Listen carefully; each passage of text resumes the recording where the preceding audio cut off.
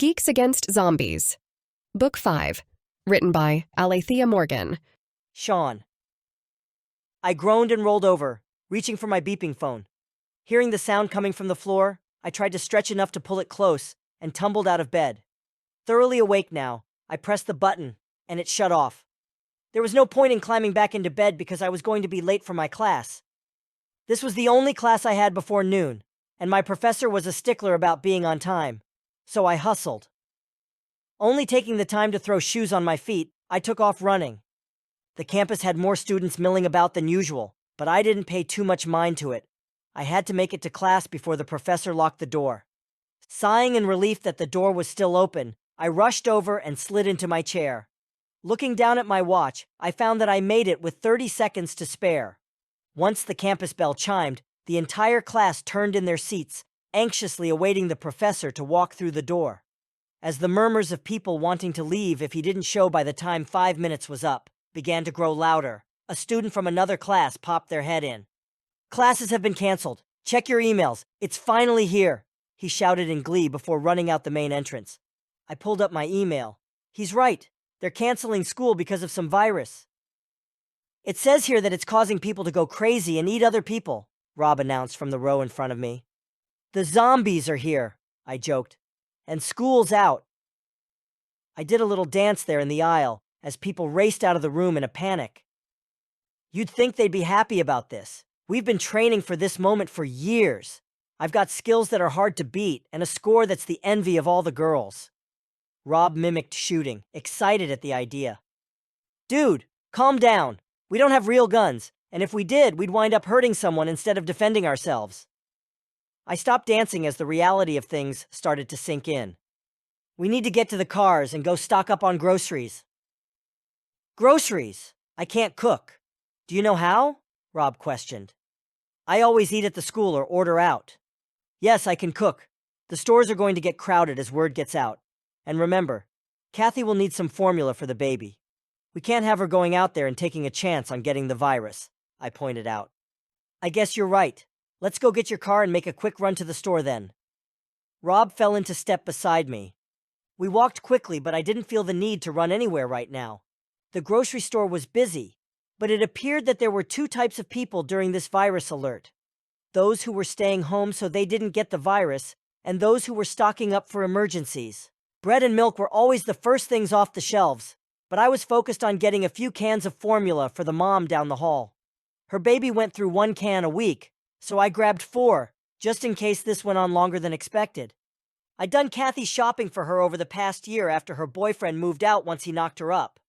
I wasn't interested in Kathy romantically, but I couldn't leave her to do everything all by herself, and the guys took my lead, pitching in when necessary.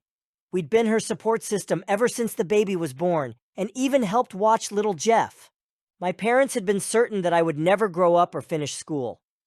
I was just doing it in different ways than they'd expected. I hadn't even met a girl yet that could hold her own in a relationship. Maybe the bar was set too high, but I wanted someone who would understand that I loved to play video games. No one knew that I designed a somewhat popular video game. It wasn't going to make me rich, but it would pay for my bills and let me help others around me as well.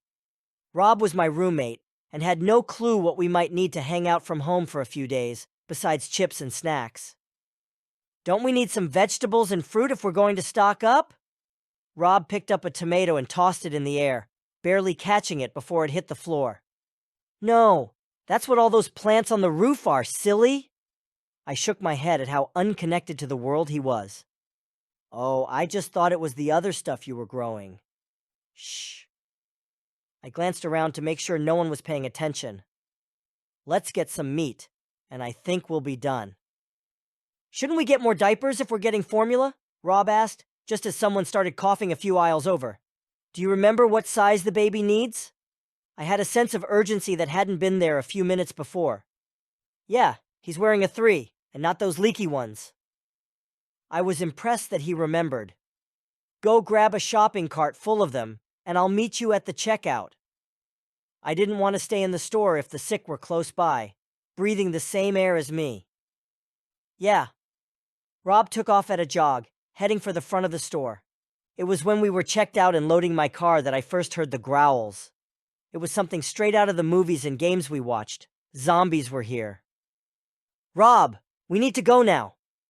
I threw the rest of the stuff inside and raced to the front of the car, jumping in behind the wheel. Right beside you. Rob looked around, confused. What were those sounds? I think our video games are walking the streets. Those were growls coming from the people in the parking lot.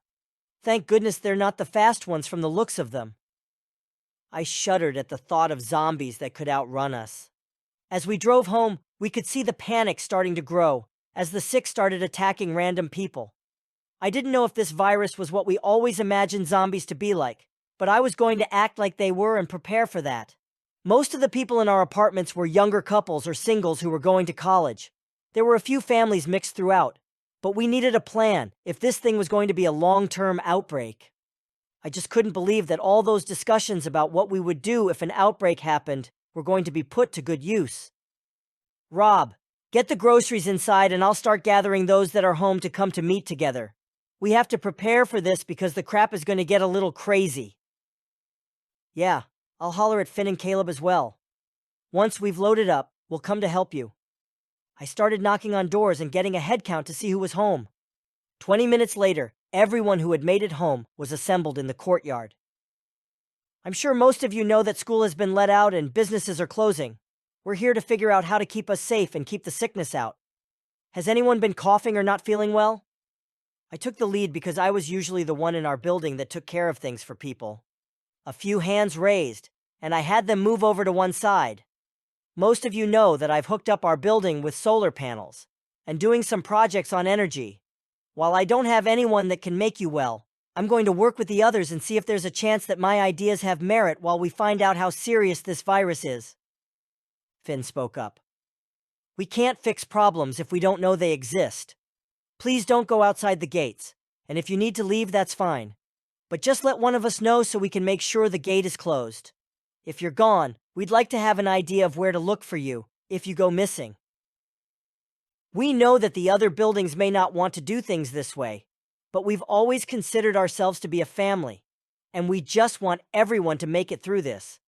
Caleb, can you find out who would be willing to take shifts so we can keep the gates closed? Finn and I will check those who are sick and see what we can do to get them better, I instructed. Sean, there's an empty room on the first floor that we can put those who are sick in so the rest of us don't get infected. Great idea, Heather. Why don't the sick people just go to the doctor? Mike, our resident grouch, piped up. Because at the moment, people who are sick will get those who only have spring allergies sick. This way we have our own people here looking after each other. The news has already been advising people to just stay home and not go anywhere. They don't have the room to take care of more people, Kathy advised. Well, I'm going back to my apartment. I don't even know why I came out here in the first place. I don't have to do anything you people say, Mike grumbled, waving a hand dismissively at the group. We were used to Mike not wanting to be involved, and that was okay. He'd be one less person to worry about for now. Our little building was one of 8 in the gated area. It wasn't the perfect place to sit the zombie apocalypse out, but it was better than most. Those first few days we all took turns watching and keeping those who were past sick, waiting to sink their teeth into those of us that were well. We lost a few of them in our building those first few weeks, but because we'd taken the precautions to move them from the non-sick people, they were the only ones who died. The other buildings weren't so lucky. We'd waited a few days and made the rounds to see if anyone wanted to join us, but those who weren't sick were dead. It was our first experience with the dead. If it wasn't for our extensive training with video games and zombie lore, we wouldn't have survived.